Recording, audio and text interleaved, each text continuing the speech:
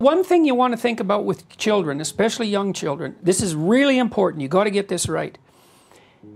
When you have a baby, say, you can't believe it. And you can't believe that you're going to be able to figure out what to do with this thing. It's the most complicated thing you've ever had, and no one has helped you figure out how to do it. So you're stuck. And then like 3 months later, it's like you can't really imagine what life would be like without that baby. And then it's sort of like this goes on forever. That's how it feels, but it doesn't. Right. You have little kids for 4 years. And if you miss it, it's done.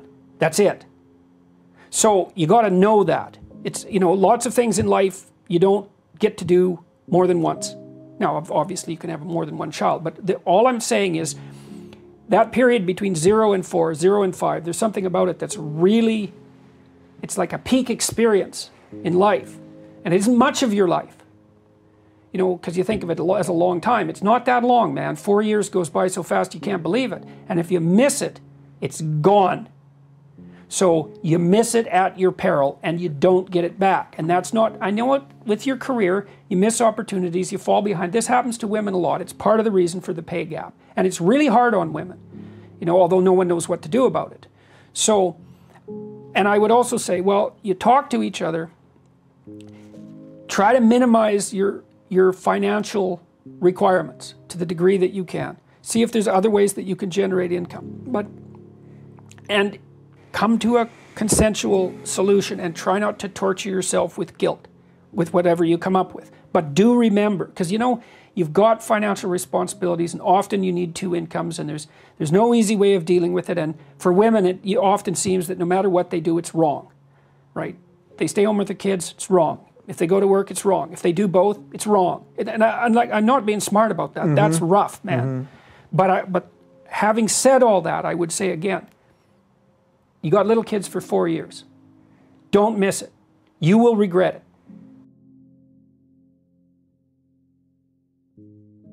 First of all, I think that like human beings are social eaters. And it's a species characteristic. That's really weird. Social eating is really weird. Animals don't share food. Like mother birds will feed their chicks, you know. Right. But animals as a rule don't share food. Like if you're in a wolf pack and you bring down a moose, it's like the most dominant wolves eat their fill and then, you know, the less dominant wolves get to go in there and pick up the scraps. Human beings aren't like that. Like we have this, people who are alone don't eat well, generally speaking. They're not even hungry. Mm-hmm. We have this unbelievably deep need to eat communally. And it's a huge part of socialization because, well, you got to think that the regulation of eating is, in some sense, the only thing that could compare with that would be the regulation of anger and the regulation of sex. It's fundamental to culture. Yeah. Sit like a civilized human being, share the food properly, be good company, pay attention, learn to converse, be grateful for what you have to eat. Those are basic, they're not even rules, they're deeper than rules, they're patterns of behavior. And you need that. So not having that shared meal, that's a real catastrophe. I think 1/3 of British families now don't even have a dining room table. Huh. It's really not good. Hey, mom does everything for me. It's like, oh, really? You know, that's not so good because that means you can't do anything for yourself. You know, and so there's a rule for working with old people in old age homes, and the rule is don't do anything for the residents that they can do themselves. You think, well, that's pretty harsh. It's like, no, it isn't. You're helping them retain their independence and their strength, right? Yeah. So you're not stealing their strength. And it's the same with little kids. Like, little kids should be doing whatever they can that's productive and useful as young as they can. Like, if you have a 2-year-old who's just toddling around, you know, you can get that 2-year-old to set the table. We used to have our kids do that. It's really funny to watch because the table's like a foot and a half above their heads, you know. Right. So, you know, you give the 2-year-old a knife, not a sharp one, obviously. That's a different psychological game. You can save that for next time, Peterson. Yeah, exactly. You know, and you say, okay, go put this on the table. No, they can't exactly put it beside the plate because they can't see the damn plate. Right. But the kids are actually, if you're careful with them and you adjust your expectations to their level of developing expertise, that's called the zone of proximal development, by the way, they're more than happy to comply because it helps them develop and move forward, and they have a really powerful instinct for that. You know, and with kids, it's also interesting if you watch them very carefully, you can see when they're ready for the next task, you know. And then also the kids, you know, people talk a lot about self-esteem, which is it's very badly conceptualized self-esteem, because it's come to mean you should feel good about yourself, which I don't believe. I think you should feel good about who you could be if you got your act together. And you shouldn't be feeling so good about who you are now in your sorry state. It's like, what the hell, man? You're 17. Don't be feeling too good about yourself. Get your act together and see what you could be and feel good about your trajectory. Yeah. That's way different, but also your competence. And so, like, even with little kids, is they know they're being taken care of. They have an existential debt to their parents. It's like if you allow them to be useful and encourage them to do things, then they get to pay off that existential debt. And then they can see that they're contributing members of even this small society. And it's no lie. It's like, hey, you know, when my son was born, my daughter was about a year and a half old. And you can get pretty intense sibling rivalry with kids aren't separated by 3 years. Doesn't mean you should separate them by 3 years, but because the older kid is still pretty dependent. So you got to watch that. So the first thing we did was we talked to her about the new baby that was coming, and we told her that that was going to be her baby, you know, as well as our baby. That's your baby. And then we taught her to get a hug, and we had her act that out. It's like, okay, when the new baby comes, there's going to be times when your mom is preoccupied. You got to say it in a way a 3-year-old or 1.5-year-old, something like that, was 1.5, can understand, and that means acting it out and playing, right, like pretend play. But the message was, there'll be times when you're going to feel lonesome, and you have to come and get a hug. Well, so then we'd have her practice. It's like, let's play a game. Pretend you're lonesome. It's like, okay, now come and get a hug. Well, and so, okay, so fine. Then we had our son, and we helped Michaela, my daughter, figure out how to take care of him. And, you know, a 1.5-year-old can actually take care of a baby. They can watch the baby, and if the baby cries, they can come and tug on you, you know, and say the baby needs, you know, whatever the baby needs. And so then, well, then the older child also gets a set of privileges because of that. It's like, well, you're older, you don't get to be an infant anymore. That kind of sucks because mom's with you all the time. It's like, what do you get in exchange? You get some more freedom, you get some more status, you get some more power. It's like, it's a good trade-off. That's why you want to grow. That's why you want to become an adult. You don't want to steal that from people. You steal that's the witch in Hansel and Gretel who fattens up the kids and eats them. It's like, come here to my lair, little one. You know, it's gingerbread and candy. Yeah. You won't have to do anything. I'll take care of you. It's like, yeah, run away from that person.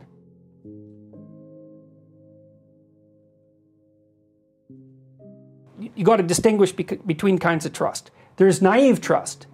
That's the trust you have when you're naive, surprisingly, when you don't think that anyone is ever out to hurt you.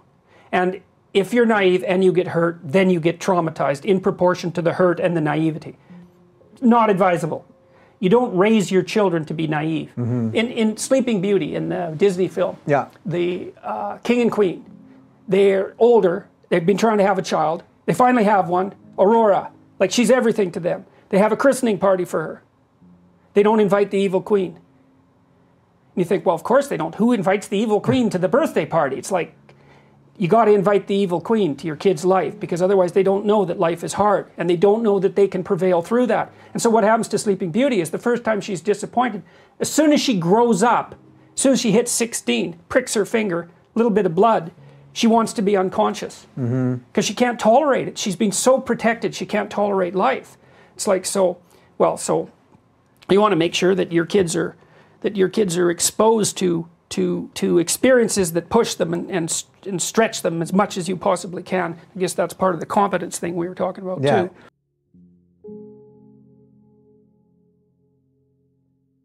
One of the things that modern parents don't understand, and I think this is because of the exceptionally permissive ethos of the 1960s, when we developed this idea that everything that society does to children is bad. And so don't damage your children, like by putting restrictions on them. It's like, that's so wrong that it's almost impossible. It's why people shy away from kids, because they don't understand that you don't have to put up with any unnecessary, unpleasant nonsense from children. It's not necessary. It's interesting. So you could almost argue that the 60s led to exactly what you're talking about. These kids who then were taught to be afraid of everything, they become a mess. They're the parents of now, and that's probably in part why they're having less children, or at least talking about family and children in a different way. Well, and there's also less trust in the structure of the family because the divorce rate has proliferated, and it's hard. Like, there's a woman in our department, in the psychology department.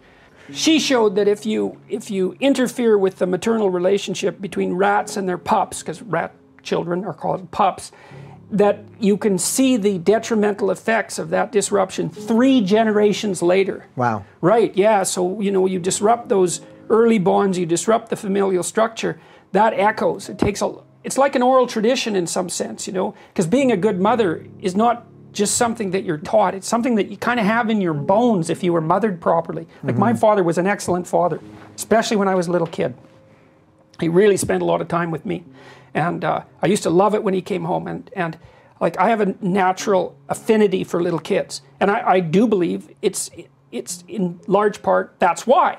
It's because I just know how to react with them. And I do believe it's because of the way that I was treated when I was a little kid. You disrupt that. It's like, and lots of people don't trust themselves as parents, because they were hurt, or they didn't have good role models, or they don't trust the familial structure. And so, that all makes people afraid. I don't think it's the content of the electronics that's the problem. I think it's the fact of the electronics. And I think the danger to kids is they don't engage in pretend play, rough and tumble and pretend play. So even when I had kids, which is quite a while ago now, the electronic media wasn't so, we didn't have cell phones. So, but I'd often take my kids to other couples who had kids, and they'd put all the kids in front of the TV and have them watch a movie. It's like, fair enough, it was a Disney movie, maybe it was a good movie. There's nothing wrong with the movie. But there is something wrong with the fact that the kids aren't wrestling, that they're not using their imagination to figure out how to turn some weird object into a doll or a fire truck, or making a blanket fort and playing out the roles of the family. Like, those things are crucially important. We know that. The rough and tumble element, which is one of the things that fathers do with their kids. Like, it's really useful to play physically with your kids, because that's how they learn what doesn't hurt and what does hurt, because I've played with little boys who haven't had a father, and they're often awkward in their play. They don't know how to react to me first, so they're intimidated.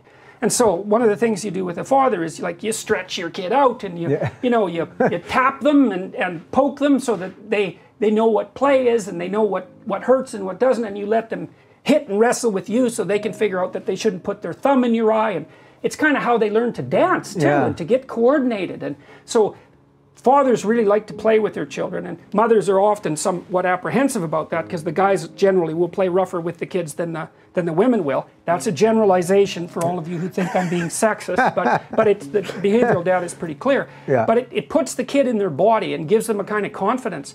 And then when they're out on the playground and they've got that play circuit already activated, a new kid will come up who's like that, and they can just make a gesture at each other and bang, they're off playing. But the kids who don't have that, it's like, other kids will come up, make a play gesture or two, nothing happens, they leave and go find a different kid. Do you think that there's a right number of children to have, as you're saying that? That popped in my head. I come from 3. I don't think one is a good number. And the reason for that, now, if you have one child, it's like, I'm not saying, well, that's terrible, man, like, what the hell's wrong with you? That's hard to have one child. Because children, first of all, socialize each other, and they amuse each other. And so we had 2 kids, and then my wife also took care of a couple of neighbor kids. That actually, in some ways, made things easier, because the kids will just run off and amuse themselves, and then what you have to be is around when they have a problem.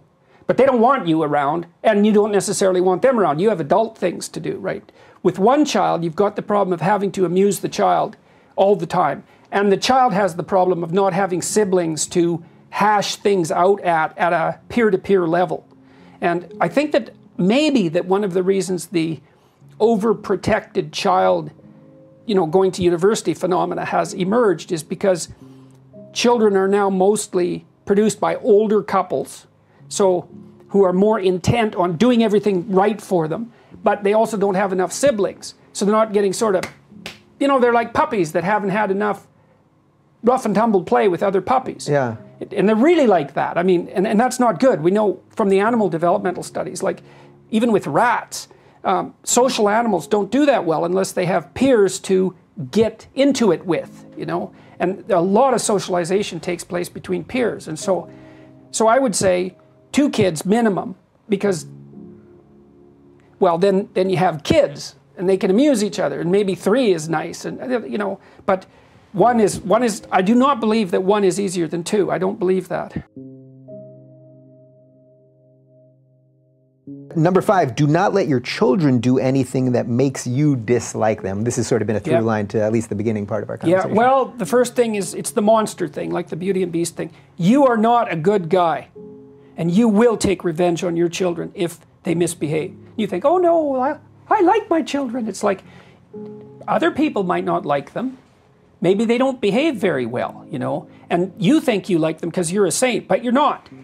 And you will take revenge on those children if they do things that make you dislike them. So you're in the grocery store and you've got a 4-year-old, and the 4-year-old's pretty smart, checking you out all the time, like poking you and prodding you and seeing what's there, because that's what little kids do. They're not that verbal. You could compare their behavior in some ways to pack animals like dogs, which is why they like dogs and get along with dogs. They understand each other, you know.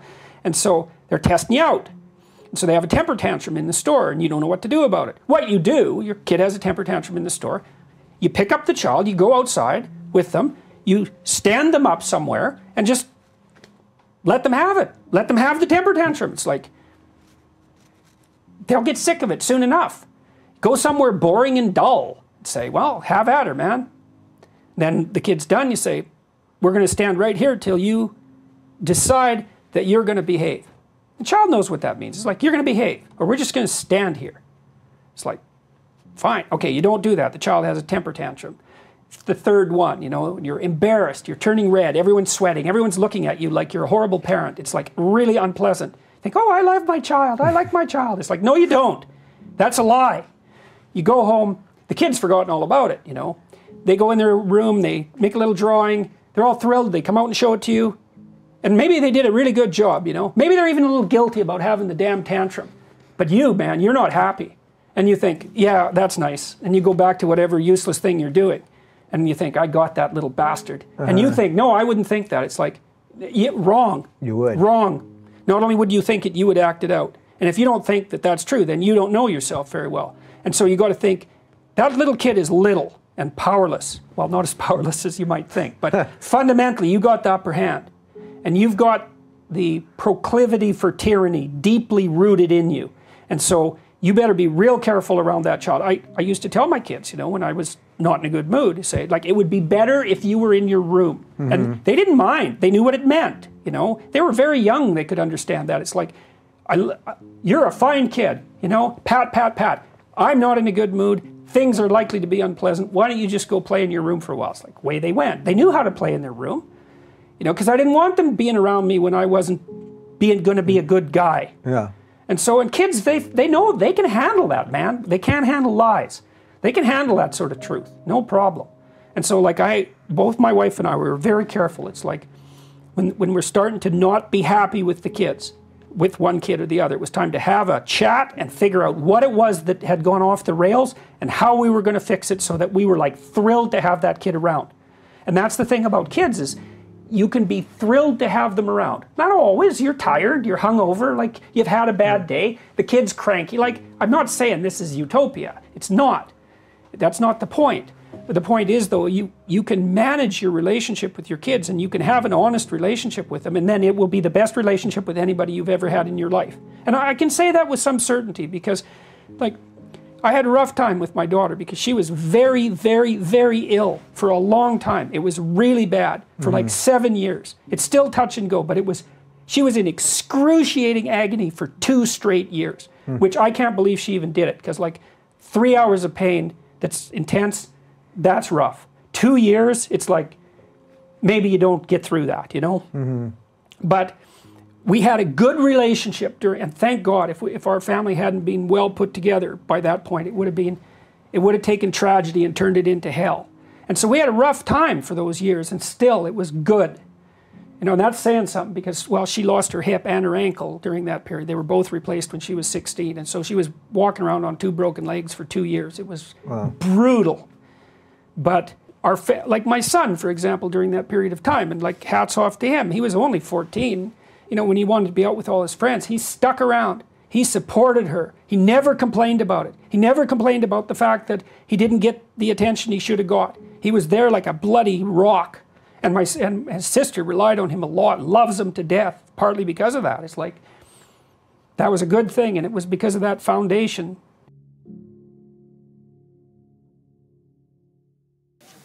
You have a post on Quora in which you encourage all children to incur skateboarding injuries.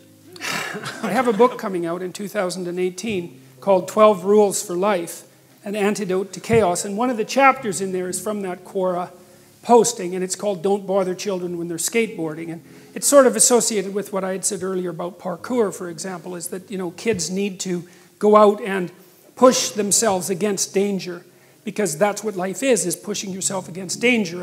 And when you see kids doing things that are dangerous but spectacular, then you kind of have a moral obligation to back the hell off and let them experiment with their own mortality, because you can't keep them safe. The best thing you can do is make them able and courageous. And I would say that that's a more difficult lesson, generally speaking, for mothers to learn than for fathers to learn, and that was Freud's fundamental observation, but it's absolutely crucial.